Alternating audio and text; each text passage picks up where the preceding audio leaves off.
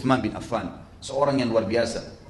Allah Azza wa Jalla menyempurnakan, ya kata penulis buku di sini, kalau teman-teman yang belum punya buku bisa mengambil atau membelinya di depan. Di sini ditulis oleh penulis, beliau mengatakan dia adalah Dzun Nurain, dua orang yang ada seseorang yang mendapatkan dua cahaya. Ini sebab beliau menikahi dua anak Nabi SAW yang akan kita jelaskan nanti. Beliau mengatakan seorang laki-laki yang apabila kita menelusuri jalan kehidupannya, niscaya kita akan menghirup semerbak wanginya sifat malu, tawadhu, merendah, kedermawanan, kemurahan hati, dan rasa takut kepada Allah Azza wa Jalla. Dan beliau mengatakan juga, pada zaman jahiliyah, Uthman bin Affan radhiyallahu anhu termasuk orang-orang yang terbaik di kaumnya.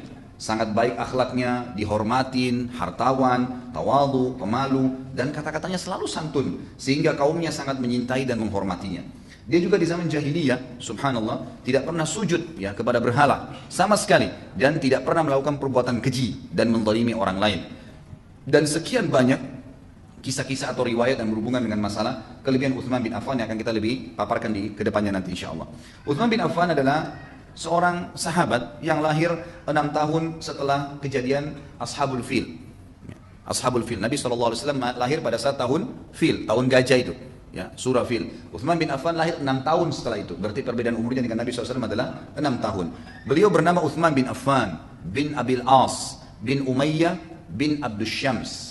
Uthman bin Affan bin Abil As bin Umayyah bin Abdus Syam bin Abdul Manaf. Jadi beliau bertemu dengan Nabi SAW di Abdul Manafnya, ya, di kakek Nabi SAW, bin Abdul Manaf bin Qusay bin Kilab bin Murrah, dan seterusnya nasabnya sama dengan Nabi SAW.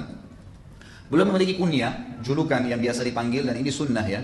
Kalau seseorang memiliki anak laki-laki, maka dia memberikan namanya atau julukannya bernama Abu Fulan. Kebetulan anak pertama bernama Amr, maka dikatakan Abu Amr. Dan beliau juga memiliki julukan yang lain adalah Dzun Nurain. Dan dinukil dalam banyak riwayat yang sahih bahwasanya sebab diberikan nama Dzun Nurain ini karena beliau menikah dengan dua anak Nabi SAW. Yang pertama Ruqayyah, dan Ruqayyah ini perlu teman-teman tahu adalah seorang anak Nabi SAW yang dulunya menikah dengan sepupunya sendiri, namanya Utbah bin Abi Lahab. Tahu Abi Lahab kan katanya? Abu Lahab ya. Abu Lahab itu paman kandung Nabi SAW dan punya anak laki-laki namanya Utbah bin Abi Lahab. Anak ini tadinya baik gitu kan. Dan akhirnya Nabi SAW waktu belum diutus menjadi Nabi menikahkan Ruqayyah dengan Utbah bin Abi Lahab ini. Tapi dengan berjalannya waktu gitu kan, Nabi SAW berbaisan dengan pamannya sendiri, maka terjadilah pemahaman-pemahaman seringkali terjadi dalam rumah tangga. Kadang-kadang kita lihat kalau tidak beriman kepada Allah Subhanahu wa taala, maka umumnya baisan sama besan ini ya saling pemahamannya keliru, salah faham. Abu Lahab ini sering merasa tetap posisinya sebagai paman, walaupun Nabi SAW sudah menjadi besannya. Nabi SAW sudah dewasa dan punya anak pada saat itu. Dia selalu merasa ingin lebih dari Nabi SAW. Itulah Abu Lahab. Maka pada saat Nabi SAW diutus menjadi Nabi, secara otomatis Abu Lahab pun harus tunduk dengan pendapat Nabi SAW. Ini yang membuat Abu Lahab tidak mau beriman. Dan akhirnya dia pun menyuruh anaknya Utbah untuk menceraikan Ruqayyah, gitu kan? Menceraikan Ruqayyah. Sebelumnya memang Uthman bin Affan dalam beberapa asar disebutkan sempat tertarik dengan Ruqayyah ini. Karena memang Uthman bin Affan ini teman-teman sekalian memiliki kelebihan fisik yang luar biasa. Beliau memang terkenal jarbu sama dengan Nabi SAW. Tidak terlalu tinggi, tidak terlalu pendek, artinya memang sedang tingginya. Wajahnya sangat tampan, hidungnya mancung, giginya rapi, kekar tubuhnya, berjenggot lebat, kulitnya sawo matang, dan memiliki lengan betis yang besar. Ya, dan rambut beliau lebat serta jenggot yang lebat dimiliki oleh radhiyallahu anhu. Jadi beliau memang memiliki tubuh yang sangat kekar. Dan Ali radhiyallahu anhu sempat ditanya pada saat itu, dikatakan bagaimana atau beritahukan kepada kami tentang Uthman bin Affan. Dia berkata, dialah seorang laki-laki yang dipanggil di kalangan malaikat dengan gelar Dzun Nurain atau pemilik dua cahaya karena menikahi Ruqayyah. Dan setelah perang Badr terjadi tahun 2 Hijriah, Ruqayyah meninggal dunia, lalu Nabi SAW menikahkan dia dengan Ummu Kalthum radhiyallahu anhum ajma'in. Abdullah bin Mas'ud berkata, 3 orang dari Quraisy yang sangat terkenal di masa jahiliyah dan setelah Islam dengan ketampanan dan kemuliaan akhlaknya. Itu adalah Abu Bakar, Uthman bin Affan, dan Abdullah ibn Rawaha radhiyallahu anhum ajma'in. Baik, kita lihat di sini masuk lebih dalam tentang bagaimana masuk Islamnya Uthman bin Affan radhiyallahu anhu. Uthman bin Affan memiliki seorang tante yang terkenal dan akhirnya tantenya ini juga sempat masuk Islam, bernama Suda binti Quraiz radhiyallahu anha.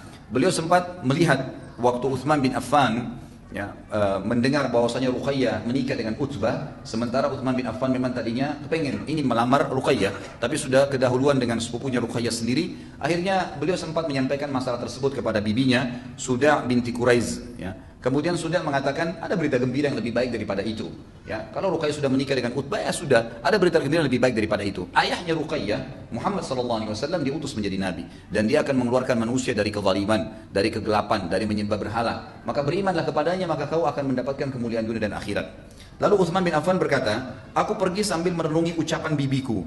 Aku bertemu dengan Abu Bakar. Aku menyampaikan apa yang disampaikan bibiku kepadaku, maka Abu Bakar berkata, demi Allah, bibimu telah berkata benar pada apa yang diberitakan kepadamu. Bibimu telah menyampaikan berita kebaikan kepadamu, wahai Utsman. Engkau seorang laki-laki yang berakal, tegas, tidak samar kebenaran bagimu, kebenaran di samping kebatilan tidak rancuh bagimu. Utsman berkata, lalu Abu Bakar berkata kepadaku, berhala-berhala apa yang disembah oleh kaum kita ini, bukankah itu cuma sebongkah batu pejal yang tuli, tidak mendengar dan tidak melihat? Lalu aku menjawab, kata Utsman, begitulah. Kata Abu Bakar, wahai Utsman, apa yang dikatakan oleh bibimu telah terwujud. Allah telah mengutus Rasulnya yang dinanti-nantikan. Dia mengutusnya, Allah mengutusnya kepada manusia seluruhnya dengan membawa agama petunjuk yang benar. Aku bertanya, Utsman bertanya kepada Abu Bakar, siapa dia? Abu Bakar menjawab, Muhammad bin Abdullah bin Abdul Muttalib. Lalu aku berkata kepada Abu Bakar, As-Sadiqul Amin, apakah yang kamu maksud adalah orang yang mendapatkan julukan yang jujur dan terpercaya? Karena Nabi SAW punya julukan ini di Mekah. Abu Bakar menjawab, benar, dialah orangnya. Aku berkata kepada Abu Bakar, maukah engkau menemaniku menghadapnya? Abu Bakar menjawab, iya. Utsman berkata, lalu kami pergi menemui Nabi SAW. Ketika melihatku, beliau langsung bersabda, wahai Utsman, jawablah seruhan Allah. Sesungguhnya aku adalah utusan Allah kepada kalian secara khusus dan kepada seluruh manusia secara umum. Maka Utsman berkata radhiyallahu anhu, demi Allah, begitu melihat Nabi SAW dan mendengar kata-katanya, aku langsung merasa tentram kepadanya. Aku pun membenarkan risalahnya. Kemudian aku bersaksi bahwasanya tidak ada ilah yang berhak diibadai dengan benar selain Allah, dan bahwasanya Muhammad adalah hamba dan utusannya.